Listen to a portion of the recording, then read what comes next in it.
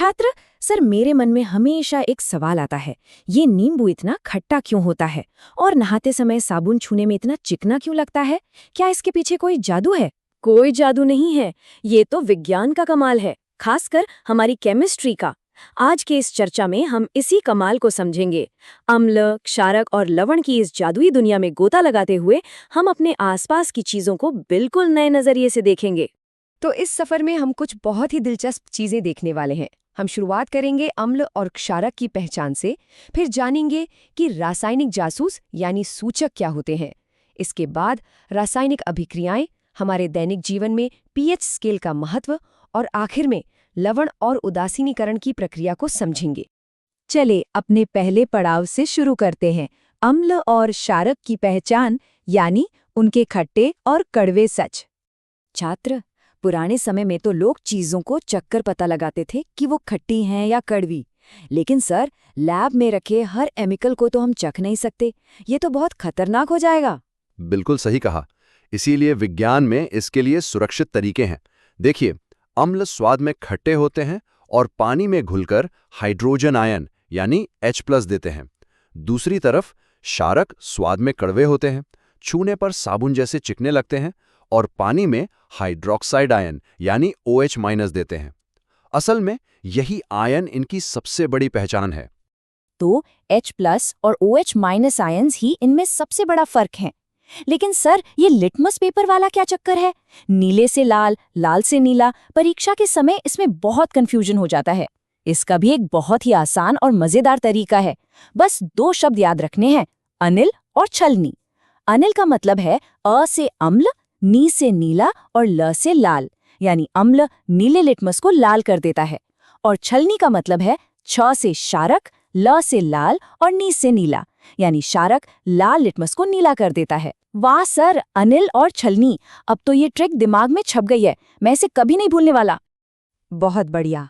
अब आगे बढ़ते हैं अपने दूसरे पड़ाव पर, जो है सूचक यानी हमारे रासायनिक जासूस। छात्र, सर मान लीजिए मेरे पास पानी जैसा दिखने वाला कोई पारदर्शी तरल पदार्थ है। मैं बिना चखे कैसे साबित करूंगा कि वो अम्लीय है या क्षारकीय? यही काम आते हैं हमारे रासायनिक जासूस, जिन्हें हम सूचक या इंडिकेटर्स कहते हैं। ये मुख्य रूप से 3 तरह के होते हैं। पहले हैं प्राकृतिक सूचक, जो प्रकृति से मिलते हैं, जैसे पौधों से निकलने वाला लिटमस और हमारे घर की हल्दी। दूसरे हैं कृत्रिम सूचक, जो लैब में बनाए जाते हैं, जैसे फिनोल्फ्थलीन और मिथाइल ऑरेंज। और तीसरे बड़े ही दिलचस्प हैं गंधीय सूचक। ये रंग नहीं बल्कि अपनी महक बदलकर हमें सही जानकारी देते हैं। छात्र, रसोई में रखी हल्दी भी एक सूचक है? सर, मुझे एक घटना याद आ गई। कल मेरी सफेद शर्ट पर सब्जी गिर गई थी। जब मैंने हल्दी के उस पीले दाग पर साबुन रगड़ा तो वो अचानक लाल भूरा हो गया। मुझे लगा मेरी शर्ट ही खराब हो गई है। ऐसा क्यों हुआ?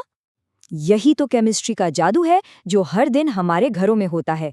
तुम्हारा साबुन एक क्षारक है और हल्दी हमारा प्राकृतिक जासूस। चलिए देखते हैं कि इस जासूस ने साबुन को कैसे पकड़ा। देखिए, हल्दी अम्ल में पीली ही रहती है, लेकिन जैसे ही वो साबुन जैसे किसी क्षारक के संपर्क में आती है, उसका रंग बदलकर लाल भूरा हो जाता है। इसी तरह कृत्रिम सूचक फिनोल्फ्थेलिन अम्ल में रंगहीन होता है, लेकिन क्षारक मिलते ही सुंदर गुलाबी रंग में बदल जाता है। और मिथाइल ऑरेंज अम्ल में लाल रंग देता है, जबकि क्षारक में पीला हो जाता है। क्या बात है! मतलब शर्ट धोते समय असल में एक रासायनिक अभिक्रिया हो रही थी। और सर, वो गंधीय सूचक कैसे काम करते हैं? शिक्षक, गंधीय सूचक वे पदार्थ हैं जिनकी गंध यानी महक अम्लीय या क्षारकीय माध्यम में बदल जाती है, जैसे लौंग का तेल। यह अम्ल में अपनी तेज महक बनाए रखता है, लेकिन अगर हम इसमें सोडियम हाइड्रोक्साइड जैसा कोई क्षारक मिला दें तो इसकी महक बिल्कुल गायब हो जाती है। अरे वाह! तो जो छात्र देख नहीं सकते, वे भी केवल सूंघकर रसायनों को पहचान सकते हैं। बिल्कुल सही, विज्ञान सबके लिए है और ये सूचक इस बात का बेहतरीन उदाहरण है। चलिए अब अपने तीसरे पड़ाव पर चलते हैं और देखते हैं रासायनिक अभिक्रियाएं यानी अम्ल और क्षारक को एक्शन में। सर, जब ये केमिकल वास्तव में एक दूसरे के साथ मिलाए जाते हैं तो क्या होता है? क्या सच में कोई धमाका होता है?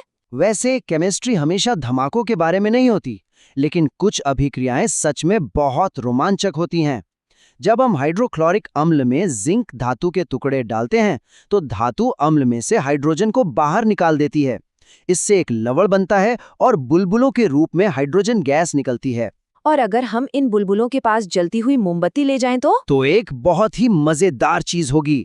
वो हाइड्रोजन गैस एक खास पॉप साउंड के साथ जलेगी। ये पॉप की आवाज ही हाइड्रोजन गैस की सबसे बड़ी पहचान है। और अब आता है सबसे बड़ा आमना सामना। सोचिए, अगर हम एक ताकतवर अम्ल और एक ताकतवर क्षारक को मिला दें तो क्या होगा? क्या वे दोनों एक दूसरे से लड़ने लगेंगे? एक तरह से हाँ। इसे विज्ञान की भाषा में उदासीनीकरण या न्यूट्रलाइजेशन कहते हैं। वे दोनों एक दूसरे के प्रभाव को खत्म कर देते हैं, यानी एक दूसरे को उदासीन कर देते हैं। और इस लड़ाई के अंत में क्या बनता है? हानिरहित लवण, पानी और थोड़ी सी ऊष्मा यानी गर्मी। अब आते हैं चौथे पड़ाव पर, जो है पीएच स्केल और हमारा दैनिक जीवन। सर, वैज्ञानिक ये कैसे नापते हैं कि कोई अम्ल कितना ताकतवर है या कोई क्षारक कितना कमजोर है? इसके लिए हमारे पास एक पैमाना है जिसे पीएच स्केल कहा जाता है। ये 0 से 14 तक होता है। इसके बिल्कुल बीच में है 7, जो उदासीन होता है, जैसे हमारा शुद्ध जल। 7 से जितना नीचे जाएंगे, अम्लीय ताकत उतनी ही बढ़ती जाएगी। जैसे हमारे पेट के अम्ल का पीएच 1.2 होता है, जो कि बहुत ताकतवर है। और 7 से जितना ऊपर जाएंगे, क्षारीय ताकत बढ़ती जाएगी।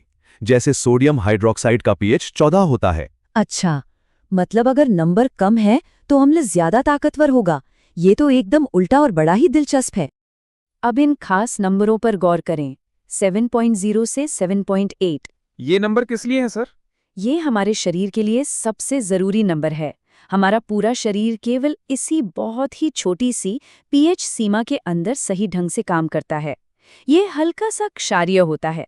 अगर हमारे शरीर का पीएच इससे थोड़ा भी ऊपर या नीचे हो जाए तो गंभीर बीमारियां हो सकती हैं। सोचिए, प्रकृति ने हमें कितने नाजुक संतुलन में रखा है। और ये पीएच स्केल सिर्फ हमारे शरीर तक ही सीमित नहीं है, इसका असर हमारे पर्यावरण पर भी पड़ता है। जब बारिश के पानी का पीएच 5.6 से कम हो जाता है तो हम उसे अम्लीय वर्षा या एसिड रेन कहते हैं। ये नदियों और उसमें रहने वाले जीवों के लिए बहुत खतरनाक है। और वो दंत क्षय वाला क्या मामला है? क्या ज्यादा चॉकलेट खाने से ऐसा होता है? बिल्कुल। जब हम कुछ मीठा खाते हैं तो हमारे मुंह के बैक्टीरिया उसे तोड़कर अम्ल बना देते हैं।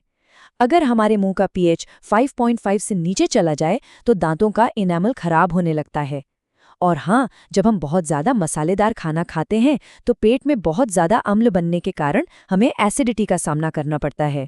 छात्र, एसिडिटी होने पर तो हम कोई एंटासिड पी लेते हैं, लेकिन सर, जब मधुमक्खी डंक मारती है तो बहुत भयंकर दर्द होता है। एक बार मेरी दादी ने मेरे हाथ पर बेकिंग सोडा रगड़ दिया था और मेरा दर्द छूमंतर हो गया था। क्या उसके पीछे भी कोई केमिस्ट्री थी? तुम्हारी दादी ने बिल्कुल सही वैज्ञानिक तरीका इस्तेमाल किया था। इसके पीछे की केमिस्ट्री बहुत ही मजेदार है। असल में जब मधुमक्खी डंक मारती है तो वो हमारी त्वचा के अंदर मेथेनोइक अम्ल, जिसे फॉर्मिक अम्ल भी कहते हैं, छोड़ देती है। उसी अम्ल की वजह से हमें इतना तेज दर्द और जलन होती है। तो बेकिंग सोडा पक्का कोई क्षारक होगा। बिल्कुल सही पकड़े, बेकिंग सोडा एक दुर्बल क्षारक है। जब हम इसे डंक वाली जगह पर लगाते हैं तो ये वहां मौजूद अम्ल के साथ उदासीनीकरण अभिक्रिया करता है। अम्ल का असर खत्म हो जाता है और दर्द से तुरंत राहत मिल जाती है। अब हम अपने आखिरी पड़ाव पर पहुंच चुके हैं, लवण और उदासीनीकरण की दुनिया। छात्र, सर, जब भी हम लवण या नमक कहते हैं तो मुझे बस खाने वाला सफेद नमक ही याद आता है। केमिस्ट्री की दुनिया में सफेद नमक तो एक बहुत बड़े परिवार का बस एक छोटा सा हिस्सा है। सभी लवण उदासीन नहीं होते, यानी सबका पीएच 7 नहीं होता। उनकी प्रकृति इस बात पर निर्भर करती है कि वे किन माता पिता से बने हैं, यानी कौन सा अम्ल और क्षारक मिलाया गया है। अगर एक प्रबल अम्ल और दुर्बल क्षारक मिलते हैं तो जो लवण बनेगा वह अम्लीय लवण होगा जिसका पीएच 7 से कम होगा। तो अगर क्षारक प्रबल हो और अम्ल दुर्बल हो तो क्या वो क्षारकीय लवण बनेगा जिसका पीएच 7 से ज्यादा होगा? एकदम सटीक। अब तुम बिल्कुल एक रसायन वैज्ञानिक की तरह सोचने लगे हो। और जो साधारण नमक हम खाते हैं वो सिर्फ खाने का स्वाद ही नहीं बढ़ाता, बल्कि बड़े बड़े उद्योगों में कई जरूरी रसायनों को बनाने के लिए कच्चे माल के रूप में भी इस्तेमाल होता है। इसे क्लोर क्षार प्रक्रिया कहते हैं। सर, इसमें नमक का पानी, जिसे ब्राइन कहते हैं, उसका क्या इस्तेमाल है? बहुत अच्छा सवाल। ब्राइन असल में साधारण नमक का ही जलीय घोल है। जब हम इसमें से बिजली गुजारते हैं तो ये टूट जाता है। कैथोड के पास हमें सोडियम हाइड्रोक्साइड मिलता है, एनोड पर क्लोरीन गैस निकलती है और कैथोड पर हाइड्रोजन गैस। सोचिए, एक साधारण सी प्रक्रिया से हमें कितने महत्वपूर्ण औद्योगिक रसायन मिल गए। नमक के पानी से बिजली गुजारने पर इतना कुछ हो जाता है, ये तो कमाल है। सर, मेरा एक आखिरी सवाल है। कई बार क्षार यानी अल्कली और क्षारक यानी बेस शब्दों को लेकर बहुत कंफ्यूजन होता है। क्या ये दोनों एक ही चीज हैं? ये परीक्षाओं में पूछा जाने वाला सबसे ट्रिकी सवाल है। बस एक सुनहरा नियम हमेशा याद रखना, सभी क्षार क्षारक होते हैं, लेकिन सभी क्षारक क्षार नहीं होते। इसका क्या मतलब हुआ सर? इसका मतलब ये है कि क्षार या अल्कली हम केवल उन खास क्षारकों को कहते हैं जो पानी में पूरी तरह घुल जाते हैं, जैसे सोडियम हाइड्रोक्साइड। लेकिन जो क्षारक पानी में नहीं घुलते, उन्हें हम केवल क्षारक ही कहते हैं, क्षार नहीं। तो देखा आपने, रसायन विज्ञान सिर्फ मोटी मोटी किताबों और लैब के टेस्ट ट्यूब तक सीमित नहीं है।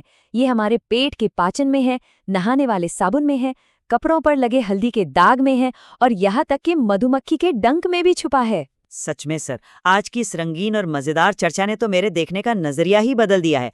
अब मैं जब भी नींबू देखूंगा तो मुझे तुरंत H+ आयन याद आ जाएंगे। यही तो विज्ञान की असली जीत है। तो ये सोचने वाली बात है कि आज जो कुछ भी यहाँ जाना गया, उसके बाद कल रसोई और आसपास की दुनिया में होने वाली इन रंगीन रासायनिक अभिक्रियाओं को कैसे पहचाना जा सकता है, इस पर जरूर विचार किया जाना चाहिए। इस वैज्ञानिक सफर में साथ जुड़ने के लिए बहुत बहुत धन्यवाद। सीखते रहें और हमेशा उत्सुक बने रहें।